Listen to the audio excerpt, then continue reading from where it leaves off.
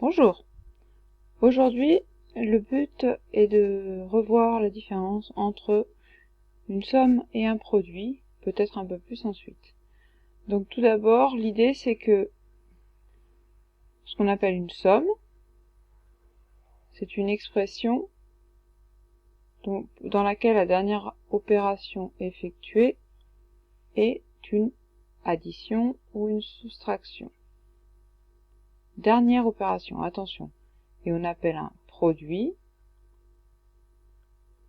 une expression dans laquelle la dernière opération effectuée est une multiplication. Après, on peut aussi parler des quotients, où on remplace la multiplication par une division.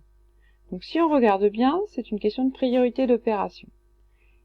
Dans la première expression, au niveau des priorités d'opération, ici on a entre le 5 et le x une multiplication. La multiplication étant prioritaire, on commencera par ça, et par conséquent, la dernière opération qui sera effectuée sera cette addition. Donc, on aura bien une somme. Ça veut dire que dans l'ordre, on choisit un nombre, on le multiplie par 5, puis on ajoute 3 pour finir. La deuxième expression, si on se précipite, on lit de gauche à droite, on voit 5 plus 4, on imagine que c'est une somme. Mais en maths, on ne lit pas de gauche à droite, on commence par identifier les blocs. Les blocs, en fait, il y en a à nouveau deux, puisque, comme précédemment, entre le 4 et le x, nous avons un fois, et puisque nous avons ici un fois, la dernière opération effectuée, c'est une addition, donc c'est à nouveau une somme. Passons à la suivante. La suivante, là, il y a des parenthèses. Donc, la priorité étant à la parenthèse, cette parenthèse va être effectuée en premier, donc c'est un bloc, et la dernière opération effectuée, pour le coup, ne sera pas la somme, mais le produit. Donc j'ai enlevé le vert ici sans faire exprès, je le remets. La dernière opération sera un produit. Par conséquent, ici, nous pouvons affirmer que nous avons un produit. On reprend la suite. La suite, on retombe un petit peu dans la configuration de départ, sauf que les plus ont été remplacés par des moins. Mais à nouveau, la dernière opération effectuée ici, c'est un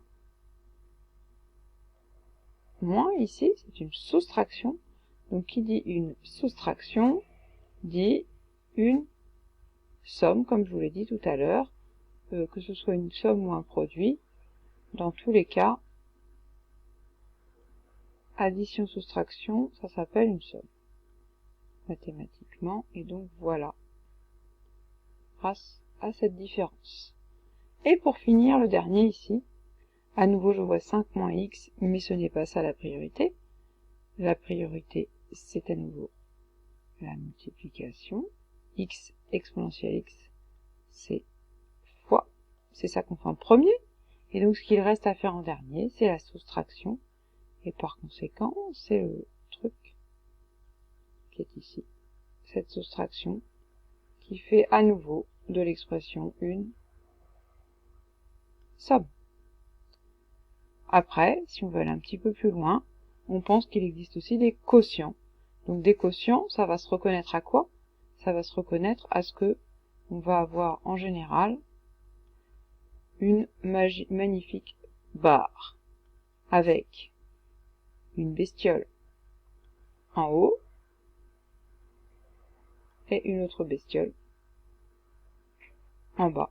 ces bestioles pouvant être des choses compliquées ou des choses simples.